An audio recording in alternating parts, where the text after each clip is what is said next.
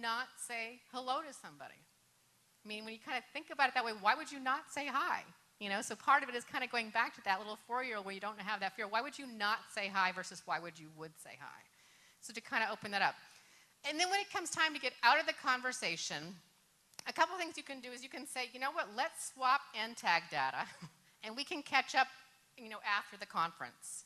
And in many cases, I do want to catch up with people after the conference. I'm mindful of their time. I'm mindful of they might want to be getting rid of me.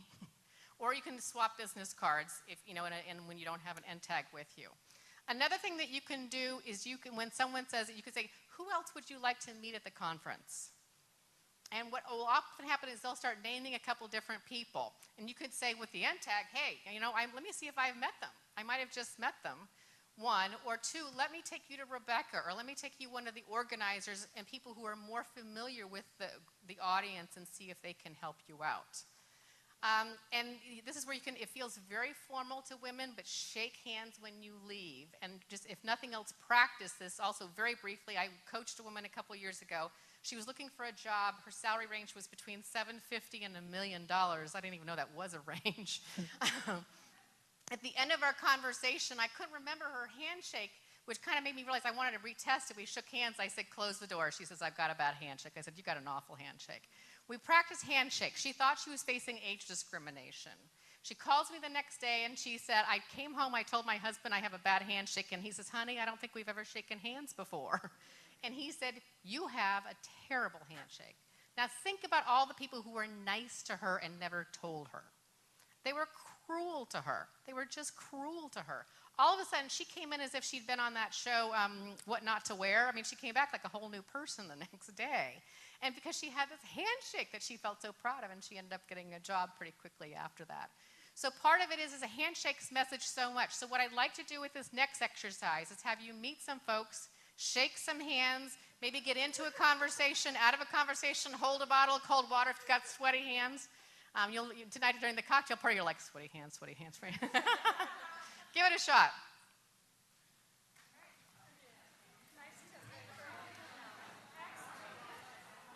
I'm not sure I'm bringing you in here enough. No, it's good. I mean, it's this is what I more or less what I expected. I mean, you know. No, it's not. Yeah. What? It is or it wasn't? It is. Okay, It is. okay. Yeah. Yeah. Okay. No, I mean, it's good.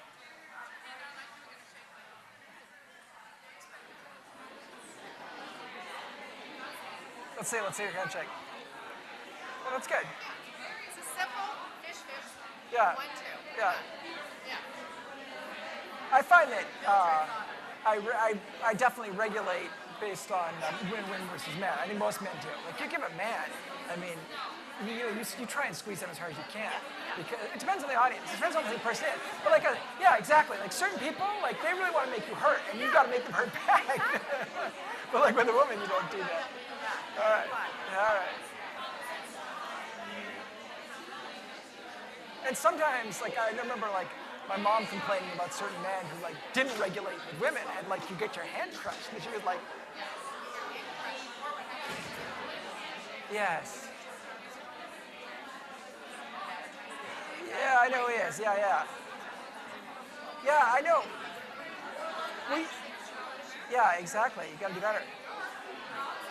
Okay. Yeah. It's Have you ever been asked to do like I forget what it's called. Yeah, charm school at MIT. Oh, well, maybe I can get you into that crowd.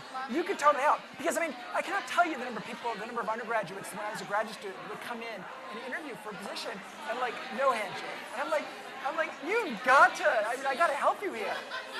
All right, have a seat. We're going to kind of wind up. We've got 5 more minutes, and so we're going to wind up. I'm going to share with you some follow-up. Yeah. Yeah. Yeah.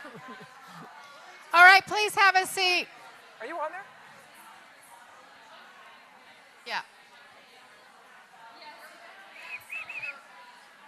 Please have a seat, and we got 5 more minutes, I'm told, before I get the hook.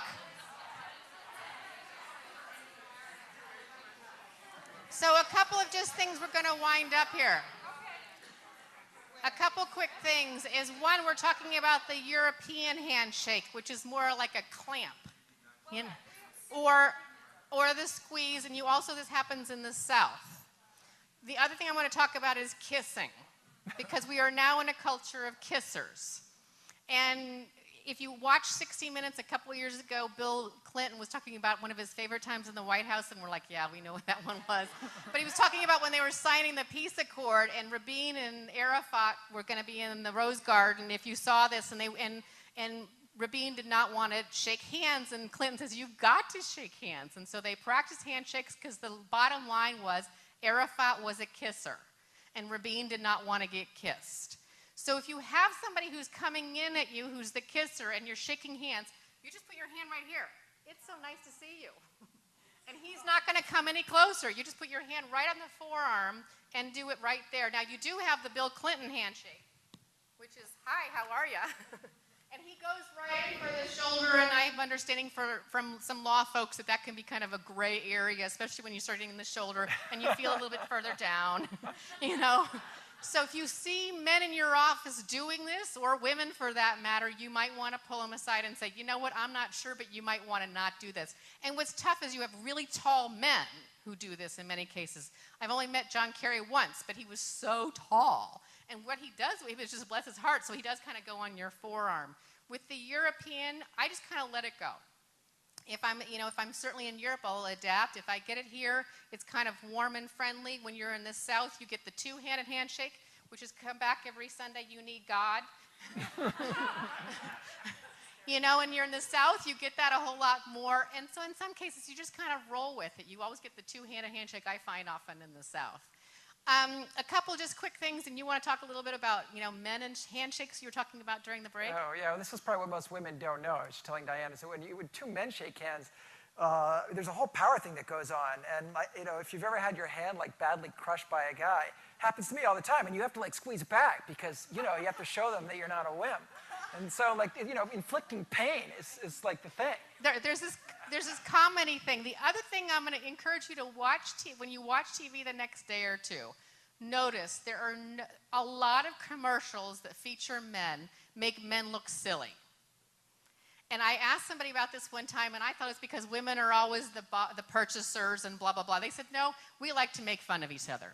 We're just really, the more we rib each other, the better it is. I saw Matt Lauer on TV a couple years ago. He was talking to some ship captain, and he says, hey, it doesn't look like you've missed too many meals on the ship. How's the food? Well, there's no way you're going to say that to another woman. And they rib each other, and they just absolutely tear each other to shreds, and they just think it's funny. So part of what it is just kind of understanding that game. It can be really unnerving because it sounds sexist and it feels almost rude, and they're picking on each other, and you get this power thing. The one thing I will say is I have several men who are big football guys, and they give me the girl handshake, and I'm like, give me the guy handshake. You don't need to break my hand, but give me a guy handshake. I can't stand about getting the wimpy one. Yes? Make a bad connection or get the wimpy handshake. My fault we missed. Let's try that again. That's what I do all the time, especially since now I teach this. Oh man, that woman teaches it and she doesn't know how to shake hands. My fault we missed. Let's try it again. I do that. And it should be fish, just straight right in, Not just, you've ever bought a car you're going to buy today and you're going to buy from me? You get that over power handshake, or you get the under power handshake, no, fish. Last thing is follow up. Follow up, follow up, follow up, follow up, follow up. There's no shortage of interesting people. It's building the relationship once you've met them.